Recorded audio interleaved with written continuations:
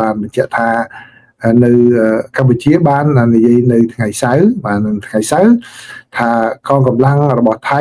បានចូលមកកាន់កាប់គ្រប់គ្រងទៅលើភូមិមួយដែលកំពុងតែមានចំនួនគ្នានៅតាមបណ្ដោយព្រំដែនដោយចោទថៃថាគឺគ្រប់គ្រងយកភូមិនោះហើយនឹងតំបន់ទាំងនោះបើទោះបីជាមានបទជួបបាញ់គ្នាចូលជាធរមានក៏ដោយហើយបាទគឺសកម្មភាពធ្វើឡើងក្រោយពីមានបទជួបបាញ់ចូលជាធរមានបាទបើទោះបីជាបទជួបបាញ់នោះបានចូលជាធរមានមួយសប្តាហ៍ហើយក៏ដោយហើយគឺបើតាមសេចក្តីរាយការណ៍គឺបញ្ជាក់ជូនសាជាថ្មីថាកិច្ចព្រមព្រៀងជួបបាញ់រវាងកម្ពុជាហើយនិងថៃបានជួលជាធរមានកាលពីថ្ងៃទី27ខែធ្នូដោយបានសន្យាថាកងកម្លាំងរបស់ប្រទេសណានៅទីណាគឺឈរជើងនៅទីនោះមិនឲ្យធ្វើការចល័តកងទ័ពទេដើម្បីជាការមួយកសាងទំនុកចិត្តនិងបិទបញ្ចប់នៅការប្រយុទ្ធគ្នាដែលមានរយៈពេល3សប្តាហ៍បាទហើយក៏ប៉ុន្តែខាងថៃវិញបាទកងទ័ពថៃវិញបានឆ្លើយបដិសេធចំពោះការលើកឡើងរបស់ខាងរដ្ឋាភិបាលកម្ពុជាដោយចាត់ទុកថាការរាយការណ៍នានាក្តីរបស់សារព័ត៌មានអន្តរជាតិនានាហ្នឹងគឺបាទមិនពិតទេគឺថៃគ្រប់គ្រងតែតំបន់ដែលជាទឹកដីរបស់ខ្លួនតែប៉ុណ្ណោះគឺកន្លែងនោះគឺជាទឹកដីរបស់ថៃដែលថៃមកគ្រប់គ្រងបានជាថៃមកដាក់កងកម្លាំងរបស់ខ្លួនបាទហើយបើយោងតាមសារព័ត៌មានរបស់ Al Jazeera គឺបានបង្ហាញឲ្យដឹងដែរថាគឺថៃបានចូលមកភូមិរបស់ប្រជាពលរដ្ឋកម្ពុជាហើយបានដាក់កុងតឺន័រហើយនឹងរបងលូបន្លានៅទីនោះផងដែរហើយនៅក្នុងសេចក្តីថ្លែងការណ៍ហ្នឹងគឺនៅក្នុងសេចក្តីរាយការណ៍ហ្នឹងគឺក៏បានដកស្រង់សម្ដីរបស់លោកនីត ភត្រាដែលជារដ្ឋមន្ត្រីក្រសួងព័ត៌មានរបស់កម្ពុជាផងដែរបាននិយាយថាគឺថៃបានចូលយកភូមិជោគជ័យរបស់កម្ពុជាបាទហើយនឹងជាតំបន់មួយចំនួនផងដែរបាទនៅក្នុងសារព័ត៌មាននេះគឺគាត់បានយកសម្ដីរបស់លោកនីត ភត្រាតែទៅលើភូមិជោគជ័យទេក៏ប៉ុន្តែបើយោងតាមសេចក្តីរាយការណ៍នានាបាទសេចក្តីរាយការណ៍នានារបស់សំទោសបើតាមសេចក្តីប្រកាសព័ត៌មានបាទសេចក្តីថ្លែងការណ៍របស់ក្រសួងការបរទេសរបស់កម្ពុជានឹងគឺបាទមានទីតាំងជាច្រើនណានៅក្នុងឃុំនៅក្នុងស្រុកសំទោសនៅក្នុងខេត្តចំនួន4បាទដែលទីតាំងដែលប៉ះពាល់នោះបើតាមខាងកម្ពុជាគឺមានភូមិជោគជ័យភូមិព្រៃច័ន្ទភូមិបឹងត្រកួនតំបន់ភ្លុកដំរីចកអន្តរជាតិថ្មដាតំបន់អានសេះតាថៅភ្នំទ្រាប់អូស្មាច់ប្រាសាទខ្នាប្រាសាទតាក្របីប្រាសាទតាមាន់ធំតំបន់ជប់អង្គុញនិងតំបន់ជោគ្រោះបាទគឺទូទៅគឺ14ណា14ចំណុចឯនោះដែលខាងកម្ពុជាថាថៃចូលមកគ្រប់គ្រងហើយក្រសួងការបរទេសរបស់កម្ពុជានឹងក៏បានឲ្យដឹងថាគឺទាហានថៃមិនត្រឹមតែប៉ុណ្ណោះទេគឺថែមទាំងមកវិកំតិចហេដ្ឋារចនាសម្ព័ន្ធស៊ីវិលនិងវប្បធម៌របស់កម្ពុជាជាពិសេសនៅក្នុងភូមិព្រៃច័ន្ទជោគជ័យនិងបឹងត្រកួនក្នុងខេត្តបន្ទាយមានជ័យនិងនៅ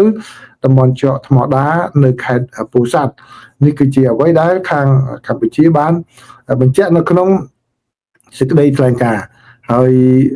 សេចក្តីថ្លែងការណ៍របស់កម្ពុជានោះគឺមានច្រើនណាបាទគឺឲ្យគោរពច្បាប់គោរពអី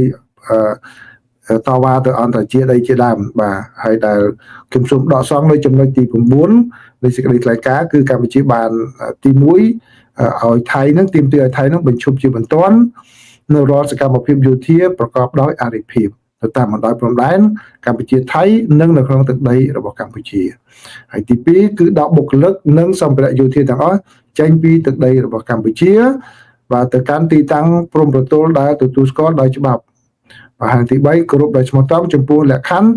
និងស្មារតីនៃកិច្ចព្រមព្រៀងជបាញ់ថ្ងៃទី28ខែកក្កដាឆ្នាំ2025សេចក្តីប្រកាសរួមស្តីពីសន្តិភាពនិងការដោះស្រាយជំនួបដោយសន្តិវិធីរវាងកម្ពុជានិងថៃដែលត្រូវបានចុះហត្ថលេខានៅទីក្រុងកូឡាឡាំពួរនៅថ្ងៃទី26ខែតុលាឆ្នាំ2025 និងសេចក្តីប្រកាសរួមនៃកិច្ចប្រជុំពិសេសរបស់គណៈកម្មការព្រំដែនទូទៅថ្ងៃទី27ខែធ្នូឆ្នាំ2025ហើយគឺកម្ពុជានឹងគឺក៏ជំរុញឲ្យប្រទេសថៃនឹងដោះស្រាយចំនួនតាមច្បាប់អន្តរជាតិនៅកាតព្វកិច្ចរបស់ខ្លួនក្រោមសន្ធិសញ្ញានៃកិច្ចព្រមព្រៀង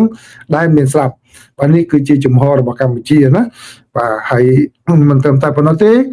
កម្ពុជាបានបញ្ជាក់ថាគឺតំបន់មួយចំនួនគឺថៃចូលមកពីបច្ចុប្បន្ននេះលើសពីអ្វីដែលខ្លួនបានទាមទារជាឯកតោភាគីកន្លងមកទៀតបាទដូចជានៅកន្លែងនេះជាដើមគឺនៅក្នុងចំណុចជីចម្ពូ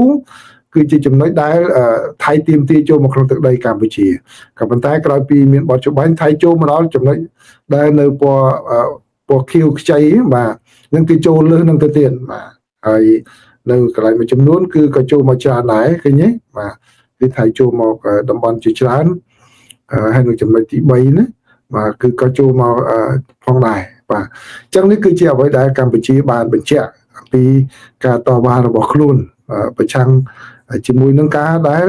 ថៃនៅតែបន្តគ្រប់គ្រងទៅលើទឹកដីរបស់កម្ពុជាហើយនឹងបំផ្លាញនៅសំណង់ស៊ីវិលហើយនិងវប្បធម៌របស់កម្ពុជាបាទអញ្ចឹងដូចដែលខ្ញុំបាននិយាយជម្រាបជូនប្រិយមិត្តកន្លងមកហើយគឺបើសិនជាមានភាគីទាំងសងខាងនិយាយជាបានខ្ញុំយកមកជម្រាបជូនប្រិយមិត្តក្នុងពេលកន្លងមកឃើញសារព័ត៌មានថៃគាត់បានផ្សាយតែទាំងធ្វើคลิปវីដេអូវាមាក់ងាយទាហានកម្ពុជាយកទឹកដីវាយភូមិរបស់ប្រជាពលរដ្ឋកម្ពុជាបាទយកសម្ភារៈយកអីហ្នឹងគាត់ដឹកជញ្ជូនឲ្យគាត់ដូចជាជ័យភ័ណ្ឌមួយរបស់គាត់អញ្ចឹងបាទអញ្ចឹងខ្ញុំមិនផ្សាយតាមនោះទេប៉ុន្តែឥឡូវនេះកម្ពុជាគាត់បានទទួលស្គាល់គឺយើងក៏ខ្ញុំក៏ជម្រាបជូនប្រិមត្តតាមនោះដែរអញ្ចឹងហ្នឹងរបៀបនៃការជូនព័ត៌មានគឺយើងត្រូវមានការប្រយ័ត្នប្រយែងអញ្ចឹងបើក្នុងពេលកន្លងមកគឺមានតែភាគីថៃមួយបើយើងយកតែភាគីថៃអាហ្នឹងគឺបានន័យថាយើងផ្សាយតាមអ្វីដែលភាគីថៃហើយដូចដែលខ្ញុំនិយាយអញ្ចឹងគឺមិនមែនមានន័យថាវាខុសទេសារភាពពិតមិនខុសទេឬក៏យ៉ាងម៉េចយើងពុយយើងអត់ដឹងតតែភាគីទាំងសងខាងពីព្រោះបទពិសោធន៍នៅក្នុងប្រទេសអ៊ុយក្រែនក៏ចឹងដែរគឺរុស្ស៊ីក៏ថាវាយកបានកន្លែងហ្នឹងរាប់ខែប៉ុន្តែប្រហែលខែក្រោយមកបាទហើយអ៊ុយក្រែនបដិសេធជាប្រហែលខែក្រោយមកអ៊ុយក្រែនក៏ថាក៏ទទួលស្គាល់ចឹងដែរបាទដូច្នេះយើងត្រូវប្រយ័ត្នប្រយែងនៅក្នុងការរាយការណ៍អំពីរឿងនោះបាទអញ្ចឹងខ្ញុំគ្មានអ្វីបន្ថែមទេប្រិមត្តបានទទួលច្បាស់ហើយពីខាងក្រសួងការបរទេសរបស់កម្ពុជាក៏ប៉ុន្តែអ្វីដែលជឿថាប្រិមត្តចង់បានយោបល់គឺខ្ញុំនៅតែឲ្យយោបល់ប្រិមត្តថាតតាមដានបញ្ហានេះដោយការជឿជាក់ទៅលើកម្ពុជាបាទខ្ញុំមានរឿងច្រើនដែលខ្ញុំដឹងខ្លះដែរប៉ុន្តែខ្ញុំមិនអាចនិយាយបានប៉ុន្តែគាត់ថាខ្ញុំនិយាយថាសុំតែប៉ុណ្ណេះបាទបើសង្ស័យក៏ដោយមិនជឿលើខាងរដ្ឋាភិបាលកម្ពុជាមិនក៏ដោយក៏ប៉ុន្តែមេត្តាកុំជាជនរងគ្រោះបាទកុំជាជនរងគ្រោះគឺខ្ញុំឃើញមានខមមិនហើយខ្ញុំក៏បានប្លុកចោលជាបន្តបន្ទាប់ដែរបាទគឺអត់ទៅស្កោតទូថៃទេបាទអត់ស្កោតទូថៃទេមកស្កោតទូកម្ពុជាវិញតដែរដល់ទៅពេលយើងចូលទៅមើល page របស់គាត់ទៅបានដឹងថាគាត់ share តែព័ត៌មានដែលបាទអ្នកដែលពួកថៃចេះខ្មែរផ្សាយទេបាទគឺដល់ពេលអញ្ចឹងយើងមកនឹងថាអូពួក account ពួកគាត់ហ្នឹងមិនមែនជា account ពិតទេគឺ account ថៃគាត់យករូបខ្មែរហើយគាត់យកអក្សរខ្មែរចេះសរសេរខ្មែរតាម Google Translate ឬក៏យ៉ាងម៉េចចឹងបាទអញ្ចឹងគឺសម្រាប់ខ្ញុំមកដល់ពេលនេះអ្នកដែលជេរជនរងគ្រោះបាទគឺពួកថៃទេណាបាទអញ្ចឹងខ្ញុំថាផោះតាំងមានគ្រប់គ្រាន់ហើយដោយលោកមេធាវីសុខសម្បឿនលោកបានមានប្រសាសន៍អញ្ចឹងគឺប្រមូលផោះតាំងបាទអញ្ចឹង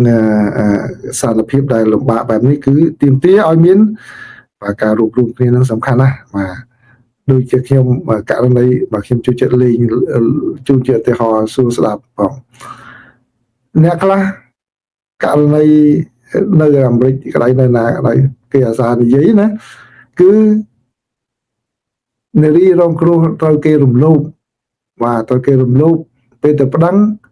បែរជាចោទនាងថាហេតុអីក៏នាងស្លៀកពាក់ sexy ម៉េះបើនាងមិនស្លៀកពាក់ sexy គេមិនរំលោភនាងទេតែយើងនិយាយនឹងត្រូវអត់យើងទៅបន្ទោសជនរងគ្រោះទៅវិញបាទខ្ញុំឃើញមានការសរសេរបន្ទោសប៉ុន្តែ ពួកនឹងសិពួកថៃទេបាទពីព្រោះ